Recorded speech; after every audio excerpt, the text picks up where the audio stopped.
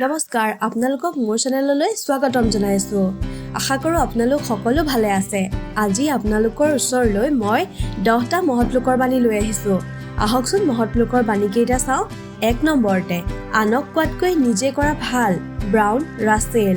2 নম্বৰতে ভাগ্যক কাহানিও বিশ্বাস নকৰিবা, বিশ্বাস কৰিবা শক্তিক, লক্ষ্মীনাথ বেজবৰুৱা। 3 নম্বৰতে স্কুল মোৰ মন্দিৰ, পঢ়াই মোৰ লক্ষ্য, শিক্ষক মোৰ ভগৱান, কিতাপেই মোৰ বন্ধু, মহাত্মা গান্ধী। 4 নম্বৰতে কিতাপ নথকা ঘৰ, খিৰিকী নথকা কোঠালিৰ দৰে, এইডছ মেনন। 5 নম্বৰতে আনে কি কৰিছে ভবাতকৈ নিজে কি কৰিছোঁ ভবাহে বেছি দৰকাৰ, ৰাজা ৰামমোহন ৰায়। 6 নম্বৰতে অন্য মানুহে খাবলৈহে জীয়াই থাকে, আনহাতে মই জীয়াই থাকিবলৈহে খাওঁ, ছক্ৰেটিছ। 7 নম্বৰতে আমি গোটোৱা সম্পত্তিৰ ভিতৰত জ্ঞানহে মাথো অবিনাশী, ছক্ৰেটিছ।